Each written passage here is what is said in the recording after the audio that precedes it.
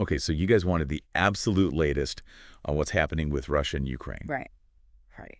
I mean, it's been a hot minute since we did a real deep dive on this. All So right, tough Noy. we've been digging through, all the usual suspects, news reports, official statements, Mm-hmm. even some, more in-depth commentary, Yeah. trying to get the full picture for you guys.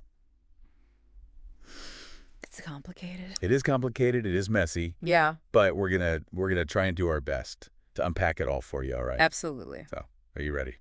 Buckle up. Let's do it. Let's do it. All right. Big developments. Huge developments On all fronts? on all fronts. Yeah, militarily, economically, diplomatically. All connected. So let's see how it all fits together. Let's start with the most dramatic thing, all right? Okay. Ukraine is hitting targets inside Russia now. Yeah. Like, we're talking Bro. Vrilsk Big deal. in the Kursk region. That's a pretty big escalation, wouldn't you say? It is. I mean, Rilsk being right on the border just makes it that much more significant. Yeah. And we're talking about 6 people were killed there. Yeah. Yeah. I mean, it's just a constant reminder of the human cost of this war, Yeah. and it's just rising. Yeah. Yeah. And this attack Yeah. wasn't just random. Right. This was almost certainly a response to the U.S. recently changing their policy Yeah. and giving Ukraine the green light to use the missiles that they've been supplying Right. to strike deeper into Russia. Yeah. It's a risky move for both of them, right? It is. It's a gamble. They're trying to pressure Russia, Right. but there's always the chance that it could, Spiral out of control. exactly lead to a much wider Look, conflict. yeah. Yeah. It's not just, a tit for tat thing at this point. It Feels like they're both, strategic. upping the ante here. And speaking of that, Yeah. Russia's response to this, I mean, it was swift and it was a little chilling. Mm. I mean, they hit Kyiv, we know that. Right. But they specifically targeted a building Like a building with embassies. with multiple embassies in it. What's the message there? What are they trying to say? I think it's a message to multiple audiences, Right. On the one hand, they're showing Ukraine, hey, look, we can hit you back and we can hit you back hard. Right. But targeting those diplomatic buildings, that's a direct message to the international community. They are not happy about the growing Western support for Ukraine. Right. And this is a way of showing it. Yeah.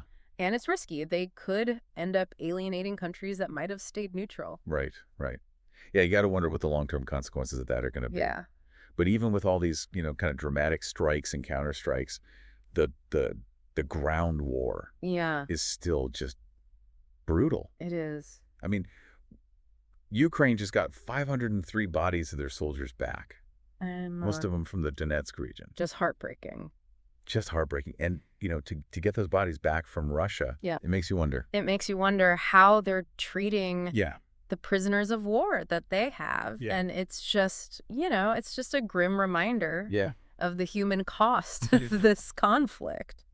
All right, let's move on. Let's shift gears a little bit here. Okay. I mean, it's easy to get caught up in the, the explosions and the fighting and everything. Yeah. But let's talk about the economic front because Because that's where things, that's where things are getting real interesting, okay? yeah. Russia just kept its interest rates at a record high. 21%. 21%. That's insane. It's huge. Explain that to me like I'm 5. What does that mean So I am, for average Russians? imagine trying to buy a house or a car or anything that you need to take out a loan for Right. when the interest rates are that high. Right. So nobody's buying anything. Exactly. It's crippling. So this is Russia's attempt. This is their attempt to control inflation. Right. Which is through the roof right Yeah. now. Right. Which is soaring, yeah, because of the war spending. Right. And because they're running out of labor. Right. But the problem is high interest rates might stop inflation. Right. But it also strangles businesses. It's like trying to put out a fire with a bucket of ice. Right.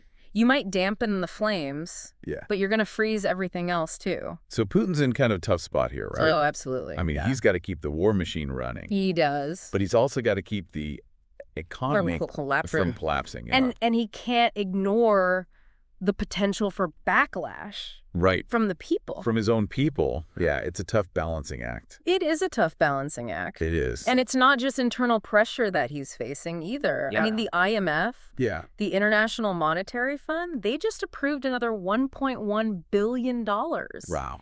in aid for Ukraine.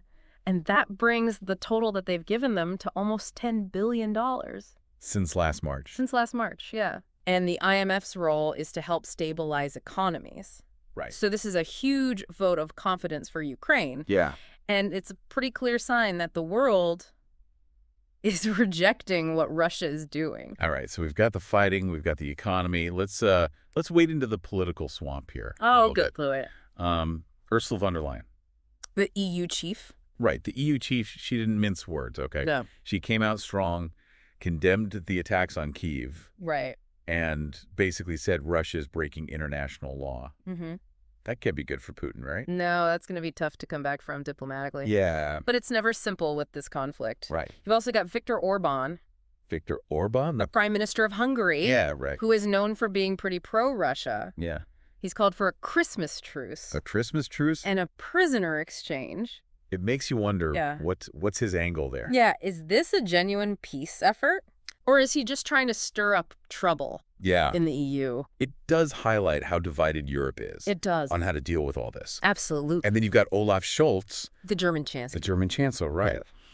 He is going to talk to Putin again, He is despite getting a lot of flack for it. I know, he's walking a real tightrope there. Yeah. He wants to keep those lines of communication open, Right. but at the same time, he's got to condemn what Russia's doing. And support Ukraine. Exactly. So if we're going to wrap this up for you guys, the battlefield, It's messy. it's messy, it's unpredictable. Both sides are facing economic pressure. Definitely. And the political situation, well, Oh, that's a whole other cane. words, right? It's a tangle, it's Yeah. a mess. Conflicting interests, strategies, the whole 9 yards. What's really striking to me is how this conflict Hmm. is moving beyond just that front line. Yeah.